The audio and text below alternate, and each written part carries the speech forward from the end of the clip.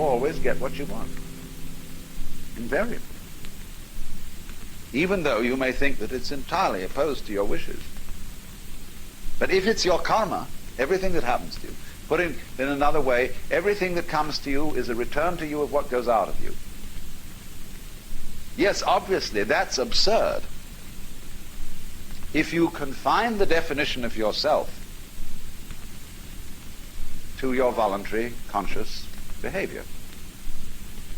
That's a ridiculous definition of oneself. Oneself, by any stretch of the imagination, must involve far more than the conscious and voluntary aspects of our behavior. And if we see that it involves intimately and inescapably the behavior of what we call the other, the not-self, the environment, and see that these two are moving together like the two sides of the snake when it swims, then you get a very curious feeling. You have to be careful of it if you've got a Western background. Because this is what happens to a lot of people who play around with psychedelic chemicals. There are many, many cases of inflation among these people. That is to say, when you get this sensation that the two sides of the world, the inside and the outside, are moving together, you may think, I am ruling it. I am God in the Western sense of the word. Therefore, your ego, instead of being, as it were, integrated and transcended with all this process, merely assumes vast dimensions, has megalomania, is blown up by the mystical experience. And so you get the holier-than-thou people going around who seem to think that they're above all human conventions and have no obligations to anyone or anything because they're divine and they can do as they damn please. What they haven't realized is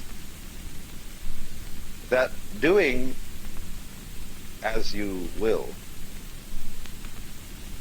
isn't a new kind of behavior that you suddenly put on and say, from now on I'm going to go around doing as I will. You have to realize first that that's what you've always been doing.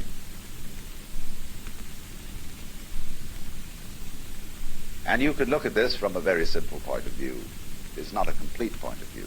But you can say, well, now what about the people who did good and who did the things that they didn't want to do? You know, everybody's mother said to us, darling, sometimes we have to do things we don't like. Well, what about that? Well, you can always say, the kid obeyed the mother and did the thing that it didn't like because that was the better part of wisdom. In other words, if it hadn't done that, something worse would have happened. And we choose the lesser of two evils. And when you find yourself in a situation where you have to choose the lesser of two evils, then you say, I want out of here. And you take the easiest way. You take the line of least resistance. So that's your doing. Now, you can pursue that more profoundly when you stop thinking about human behavior as something that responds to the compulsion of an environment. And you can get out of that when you see the behavior of the environment as an essential aspect of you. So it isn't, as it were, the environment starting something which you are therefore compelled to follow. It's the whole system moving together. So then, you get in the state of liberated or mystical consciousness, you very often feel that a hill is lifting you up as you walk up it. The ground seems to heave beneath your feet, and up you go. And you get this strange feeling of lightness, of effortlessness. Walking on air, never a care, you know. This wonderful sense that there are no obstructions anywhere. There's nothing, as it were, banging you and making you do that. It all flows together. And that's a very common sense. And you are actually, in that state of consciousness, you are perceiving the goings-on, the Tao, the course of nature, in the way it's happening. But in the ordinary way, you've been conditioned to resist it, to fight it, and to use those sensations of resistance to create a sensory basis for what you describe as the ego. The ego in practice is a sense of strain. When you are aware of I, you are aware of a basic discomfort, which is located basically between the eyes, somewhere in here, a sort of tightness.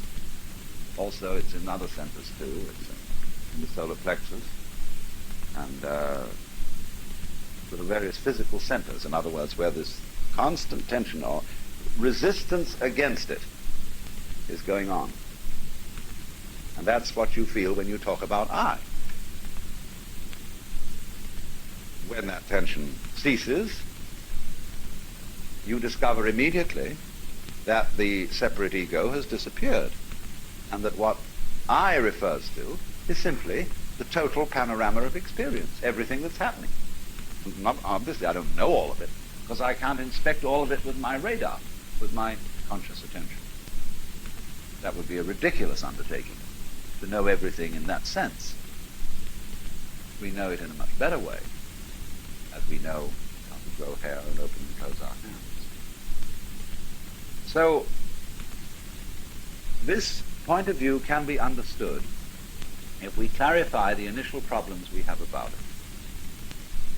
And I suppose the first problem is, if we accept the notion that everything that happens to us is our own karma, our own doing, then we have to be very careful of, shall we say, the devil of omnipotence, of inflation, of feeling that your ego is what is in control of all this. And the second thing is, if you think then that everything that happens to everybody is what they really want to happen, then you can absolve yourself from any qualms about being unkind to someone, because you could say, well, the unkindness I did you was what you really wanted, wasn't it? You know that business about the responsibility of the person who gets murdered for getting murdered? There is a curious sense in which a lot of people go around looking for trouble. Freud pointed out quite correctly the psychology of accident-prone individuals. They seem to be attracting trouble like lights attract moths. And we're all doing that, but we manage to remain unconscious of it, so that we can praise and blame, and play the game which says, that's not my fault, that's your fault. And so we go around apportioning faults to everybody. Because if we're going to apportion praise for what the good things people do, you can't make praise mean anything unless you also go around blaming. Praise and blame go together. Supposing everybody was acting in a praiseworthy way, and we praised everybody for everything, they'd get tired of it. They wouldn't even notice it anymore. So long as you're going to get a kick out of being praised, you've got to go around blaming too. It's very simple. But if you see the folly of that praising and blaming are just creating each other, then you don't praise and you don't blame. You just dig the whole thing. And that's why, when we encounter very great sages, you never hear them blame people, and they very rarely praise anyone. You try to start gossip in the presence of such a person, and you make a derogatory comment about someone. It's as if you had thrown a rock into a well and heard no splash. No funny feeling. Because that you get no response. You get no agreement. And if you praise somebody, there's also likely nothing to be said, except perhaps some remark that, of course, you're praising the beloved in all its manifestations. And this disconcerts some people terribly. I've always noticed that real sages never gossip, never criticize persons. And because they understand so well the French saying, tout comprendre, c'est tout pardonner. To understand all is to forgive all. Is so true if you are experienced in just the ordinary way of dealing with human problems. You've been a counselor or psychotherapist or minister or anything like that. You very soon get to realize how vastly complicated people are, and to see that they really are in the messes they're in, not because of anything, but that's the way it is.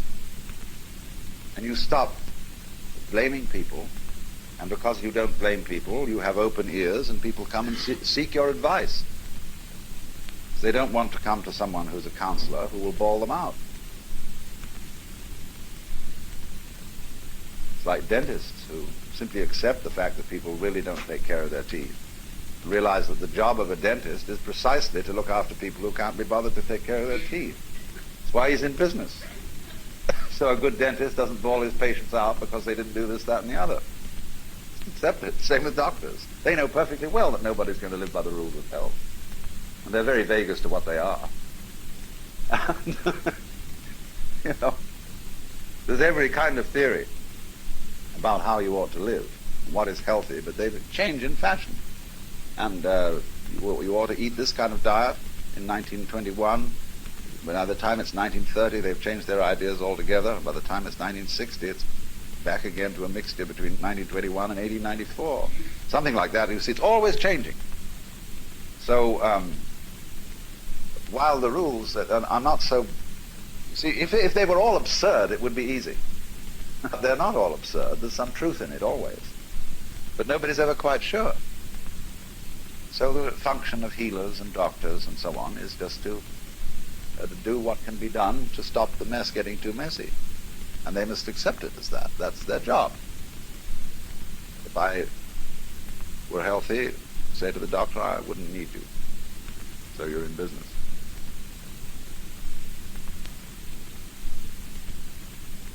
Now, what about it then? We have difficulty in seeing this mutuality of our relationship to the rest of the world because it's contrary to common sense, contrary to the way we've been brought up. And therefore we have what I would call an initial intellectual block to understanding it, quite apart from any emotional blocks or anything of that kind. But obviously, we must overcome that intellectual block if we're going to go any further and actually realize and feel this way of life's working, this relationship between what you do and what happens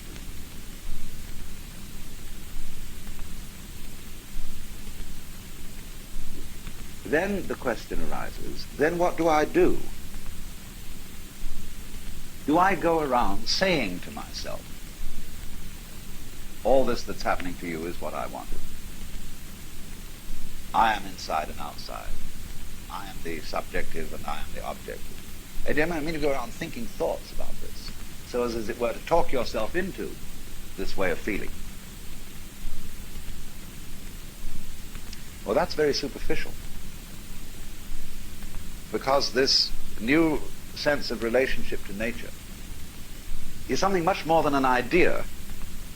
See, ecologists and physicists have the idea that this is so, but they mostly in their private life and in their ordinary human behavior are just like other people who don't feel it and who feel themselves in a Newtonian billiards game, even though they've gone on to quantum mechanics. So that there may be a transition from our ordinary way of feeling how things go on to the new way, we have to do something other than think. Because actually thinking is causing the trouble. It is by thinking that we divide the world into separate events and separate things. That is calculus. And Ananda Kumaraswamy once described the life of the liberated being as a perpetual, uncalculated life in the present. And you say, wow, I don't think I could do that. That saying of Jesus in the Sermon on the Mount, be not anxious for the morrow, the uncalculated life. If God so clothe the grass of the field, will he not much more clothe you, faithless ones? I've never met a preacher yet who would really take that up. They all say, well, of course, that's too hard a saying for most of us. It's not practical. Everybody has to take thought for tomorrow and calculate. Well, at this point, people can go in two directions. There's one class of people who will say, all right, let's live the uncalculated life. Let's not make any plans. And before you know where they are, they're living a filthy pad and scrounging around and living on petty thievery and so on. This is the usual thing. This is got into it the wrong way. The first thing to do is, just as I said,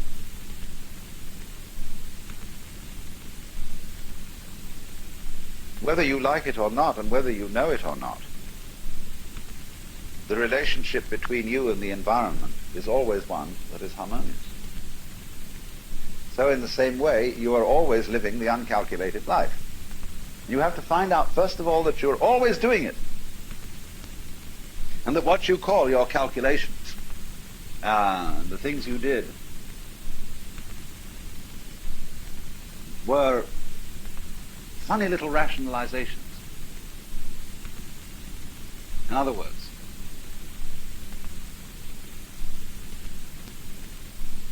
your ego has about as much control over what goes on as a child sitting next to its father in a car with a plastic steering wheel that is turning the car the way Daddy drives it. Because, as I pointed out, most of the functions, most of the goings-on in you, around you, the circumstances of life, have nothing to do with your ego at all. And you don't even know why you make up your mind to do certain things. Superficially, we have a few ideas. It's like when you enter into a marriage. You have really no control over its outcome in the ordinary sense of ego control. You've taken a colossal gamble in which you've involved enormous complexes of patterns. And maybe it'll come out all right if you don't interfere with it too much. You don't. It's like Oppenheimer said, it's perfectly obvious that the whole world is going to hell. And the only possible way we might stop that happening is not to try to prevent it.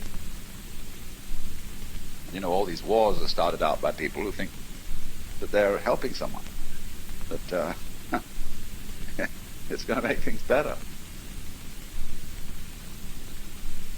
So when you begin from the basis, not of saying, I should now live the spontaneous and improvident and non-calculating style of life, but realize you've always done that, only you rationalized that you didn't. You always did what you wanted to do, basically. Only you said sometimes it was my duty. But you preferred a conception of yourself as someone who always does his duty. That flattered you. And so you were still following your own way. Now the first thing then is to see that. That's what's happened. So that you don't think, well, now there is some special thing I have to do to understand this harmonious relationship between the individual and the world. Because if you work on it that way, you will start from the presupposition that that relationship doesn't already exist and has to be brought into being. The thing is, it doesn't have to be brought into being. It's there. But now when you see that that's so, it obviously starts to make a difference. You do behave in a different way. But the behavior, the new kind of behavior that is a result of a transformation, is not forced behavior.